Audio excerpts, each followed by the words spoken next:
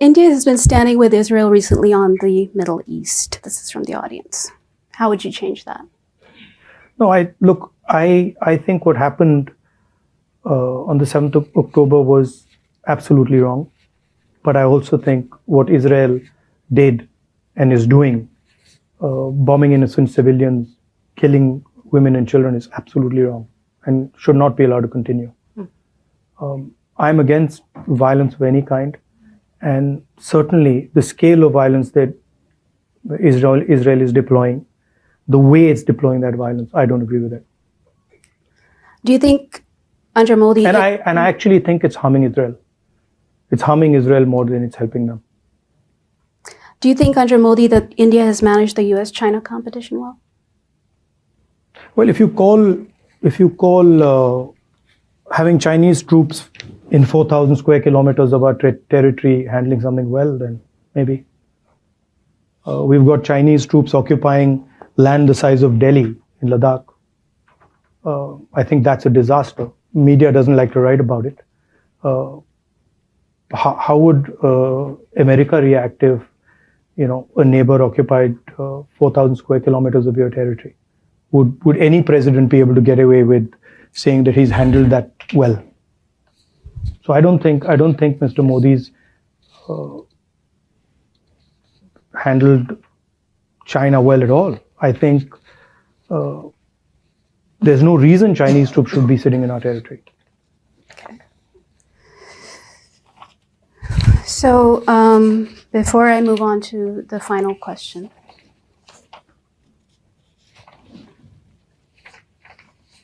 I did want to take a moment. I'm sorry. I have a lot of paper with me. All right. I wanted to take a moment just to thank our headliners, co-chairs, Donna Lanwin-Leger, Lori Russo, and Jed Judson. Also our tireless program manager, Cecily Scott Martin, and our executive director, Didi Saji, for putting this event together. And it's now my honor to present you with your second National Press Club mug. So you have I was wondering what that was. So you have a matching set now. I've got two now. You've got a matching set, right? Okay. So, all right. So they say pilots have a distant vision. They're sitting in ones. They're navigating towards a distant destination, right? Now, your father, Prime Minister Rajiv Gandhi, had the foresight to introduce computers in India at a time when many doubted its relevance in a country grappling with poverty. But it became a including, by the way, Mr. Vajpayee, the Prime Minister. Yet it became a transformative leap for the nation. And India today is an IT powerhouse and a leading provider of IT services to the world because of Rajiv Gandhi's foresight, right? So you also have a pilot's license, right? Yeah. Okay. As a trained pilot with a visionary outlook. I got in the United States. As a trained pilot with a visionary outlook, what's your long-term vision for India's future? And what innovative steps do you believe could catapult India forward in a similar manner as your father did with the computer revolution? Well, I think it's more than what is my vision, right? I think what is the vision of the Indian people? I think that's more important, and understanding that and bringing that together is more important. I have my views, but I think what India wants and what India thinks is where a vision should come out of. I really see a huge opportunity for India in rethinking how we produce in the 21st century in a democratic environment. And that would then include AI, it would include robotics, it would include drones, it would include pretty much everything.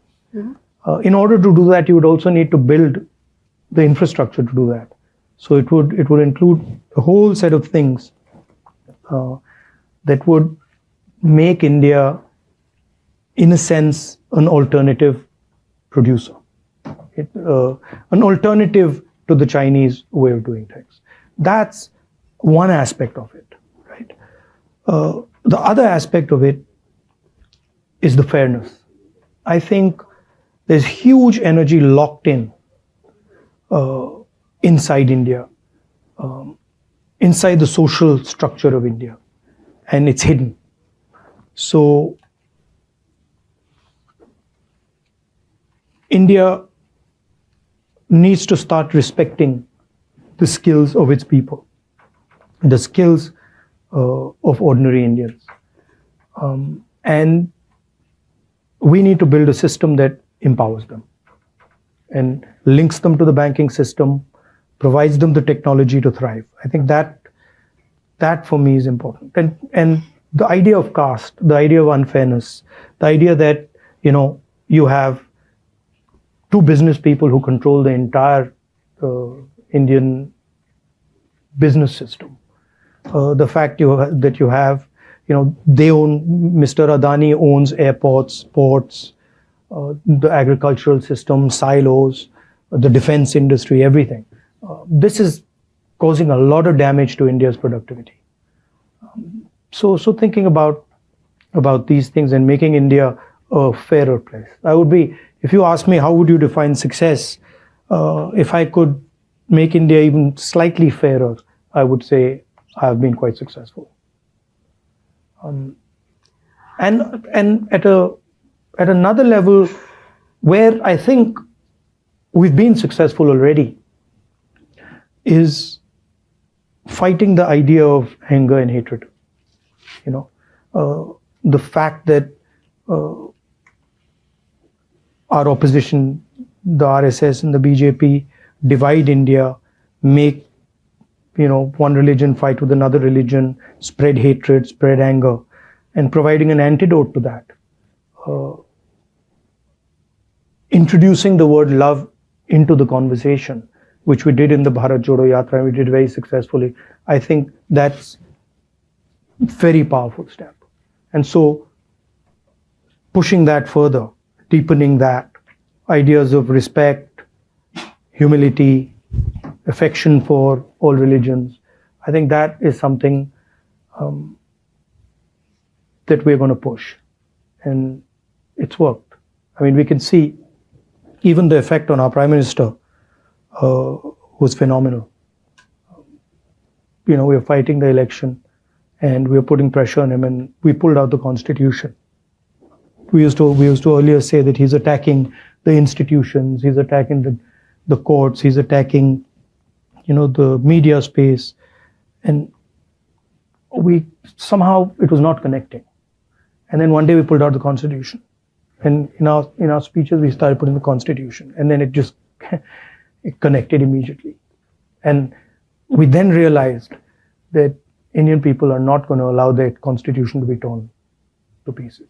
And it was quite a beautiful thing, because as we went forward in this election, suddenly we were watching the Prime Minister and we could see that the pressure was beginning to tell. And then at some point he just said, I'm non-biological. I talk directly to God. And so the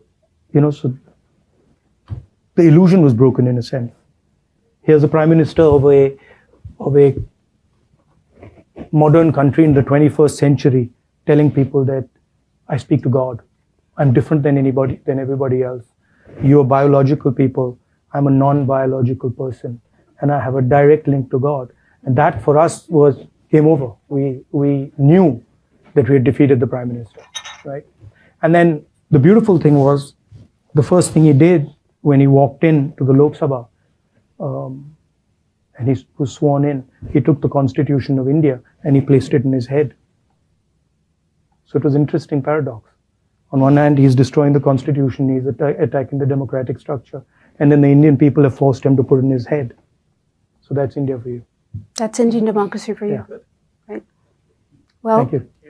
Mr. Gandhi, it's been a pleasure. Pandit Jawaharlal Nehru spoke at the press club, late Indira Gandhi and Rajiv Gandhi, and you've spoken here twice. Yeah. So thank you. Always a pleasure to have you here. Thank you very much. Stay ahead with our cutting-edge news app. Instantly access the latest shorts in just 1 minute and breaking news in just 50 words. Download now for a smarter, faster news experience.